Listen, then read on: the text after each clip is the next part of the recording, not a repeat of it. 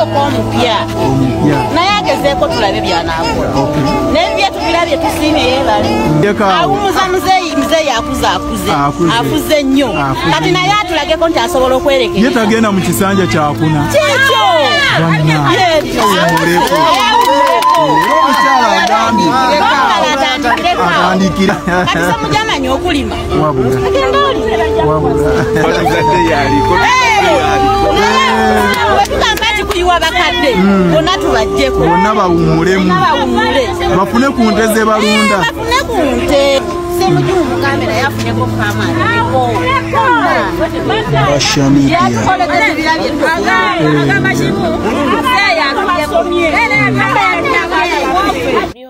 bagambye nti Honorable Ssemujju Nganda ke kaseera nti naye abenga avaayo mu bulungi si mu bubi nti agambe nti enough is enough kakati ke kaseera nange nkiveemu omuntu omulala mbu naye akwatemu bagamba nti mbusaawa yonna abeera agamba nti muzeeyi akuze ye mbu muzeeyi akuze ekituufu naye mbu naye nga Honorable Ssemujju Nganda mbu kekadde mbu kubanga ebisanja afuze bingi vudeko eyo munnange ey'abantu b'enjawulo bagenda mu maaso n'okubanga abakuba ebutuli mu kwetonda kwa pulezidenti Yoweri Kaguta Museveni abamu kubagamba nti yeetonda abamu ne bavaayo ne bakanya nti yeetonda abamu ne bagamba nti kituufu yeetonda naye okwetonda kwe tetwakutwala era tetwakukkiriza pulezidenti okwetonda wetwetonda tewali njawulo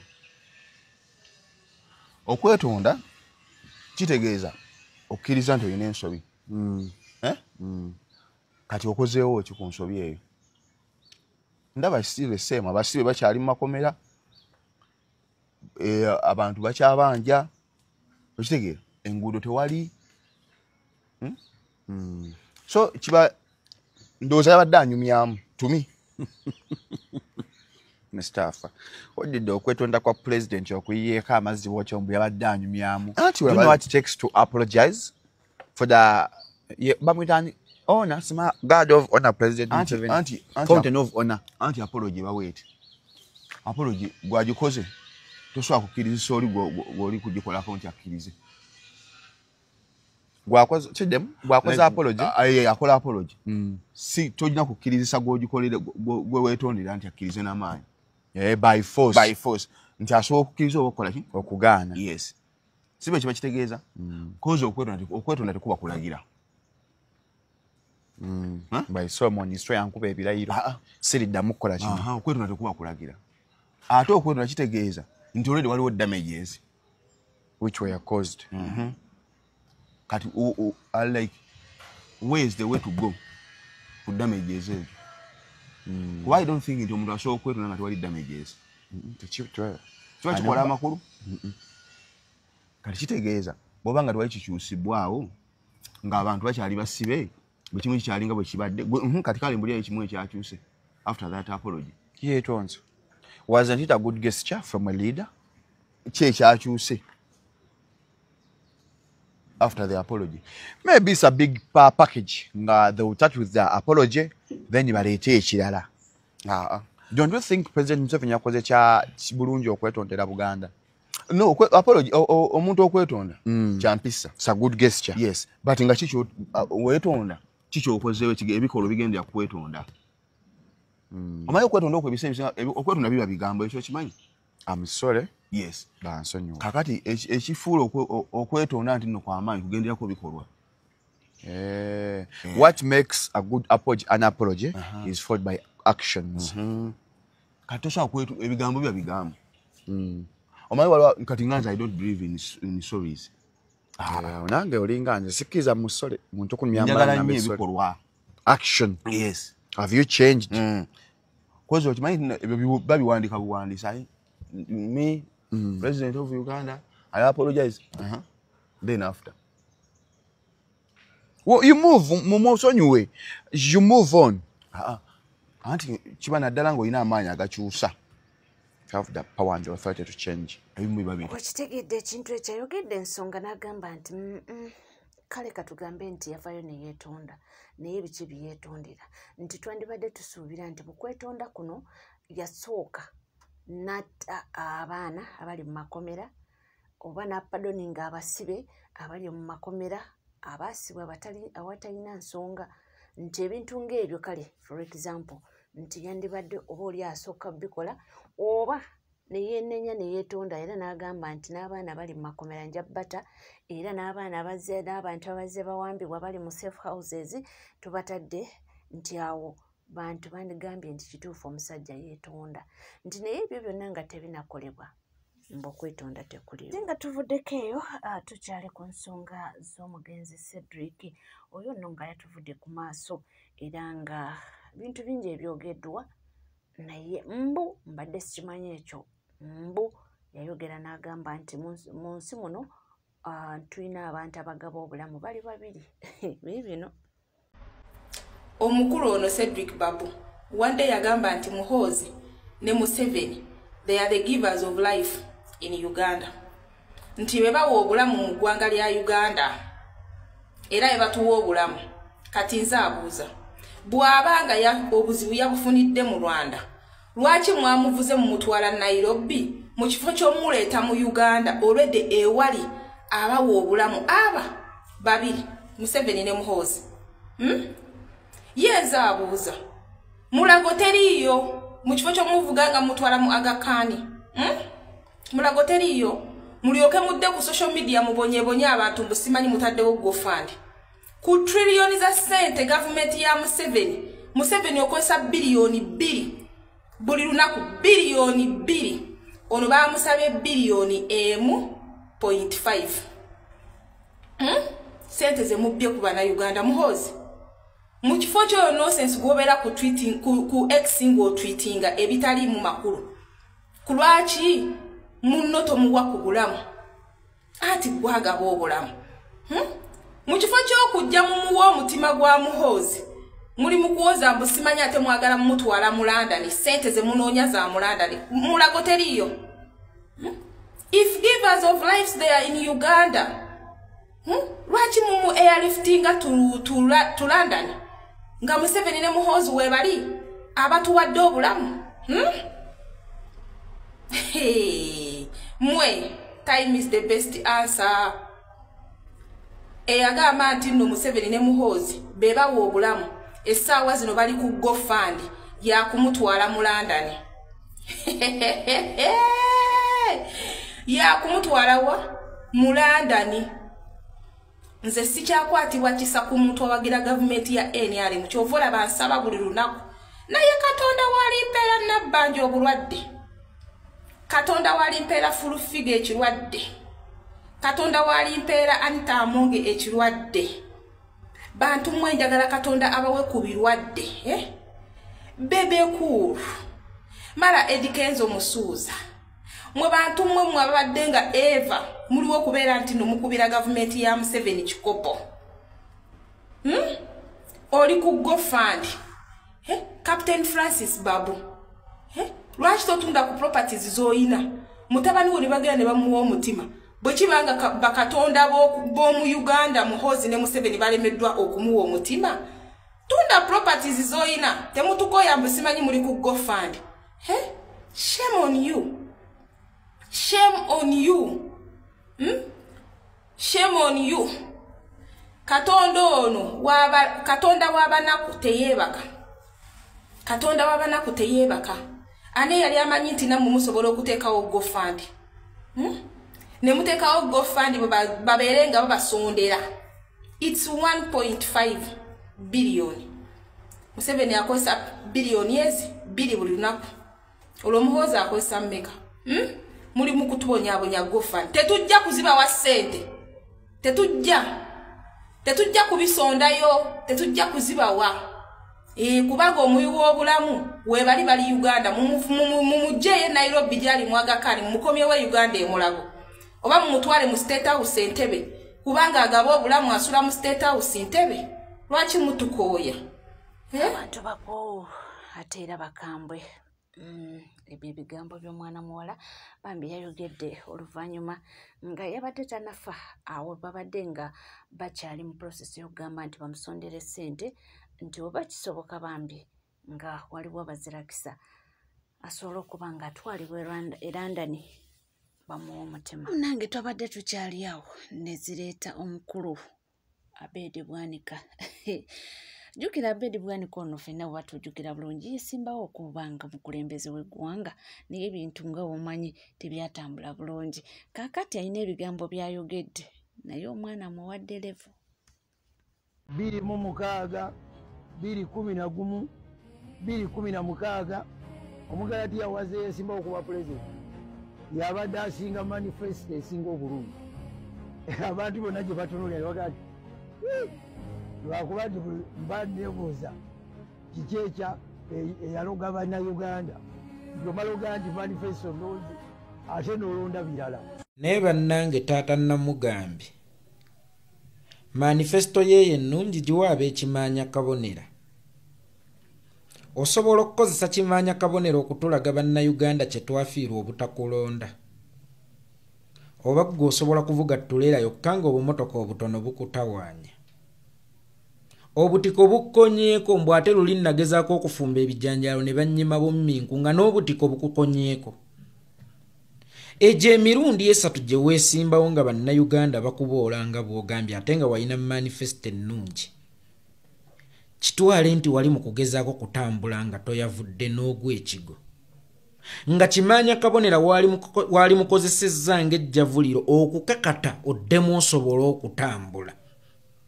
Obuweereza bwe Kimaanya Kabonera nga gwe yali yeesimbyewo ku bwa pulezidenti emirundi 3 busobola okweyimirira okujja ku bwa pulezidenti ne bakulonda. Nti nabasaba emirundi 3 emukisanga mugunnyima n'ensalawo okugenda Kimaanya Kabonera neesimbewo eyo. Naye mulaba Kimaanya Kabonera wensobodde okumukyusa. Kimaanya Kabonera gwe nasanga mu nzikiza mutaddemu amataala. Kimaanya Kabonera gye ssanga Health Center 3 gye saasanga Health Center 3 nzibasakidde. Kimaanya Kabonera gye saasanga masomero nga basakidde. Kimaanya Kabonera ewatali ddagala mu malwaliro gaayo ba mu bulwaliro bwayo obutono ndibasakidde. Mulaba bwe mwali musubiddwa omuweereza omulungi. His Excellency Kyagulanyi Robert nkwebaza. Nti Bwanika oba osanga bwe yalifudde ng'alese akatambi nga kano. Twali mukaabidde bangi nga tulowooza nti twali tufiiriddwa omuntu. Naye weebale kumuteerawo minzaani kwasobola okulinnya okukakasa obuweereza bwe.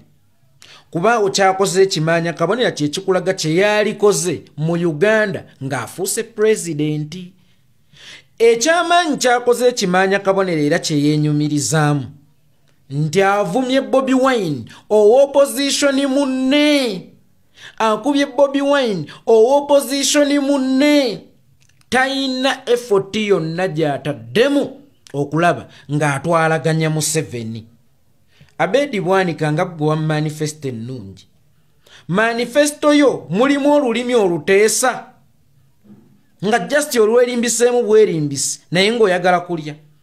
Kuba juzi twakulabako mu State House ng'ogenze kulwa Mmwanyi. Ate Mmwanyi twalaba bagikyusizaawa mu Paalamenti. Gwe yagenda ewa Museveni ku lw'Emmwanyi gy'otalina buyinza. Mu Paalamenti gy'olina obuyinza. Wallahi saalaba bw'olwana kukuula jjembe Emmwanyi tusobole okugisigaza lwa nsonga.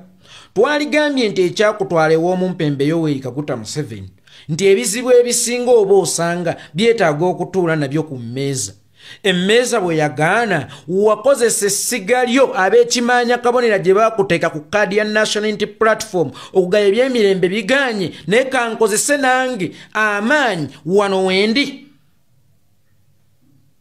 Bwe wagenda mu executive n'ekumme Mmwanyi judiciary legislature wagikozesa bulungi kuba nkakasa yo ogirinako amaanyi mangi.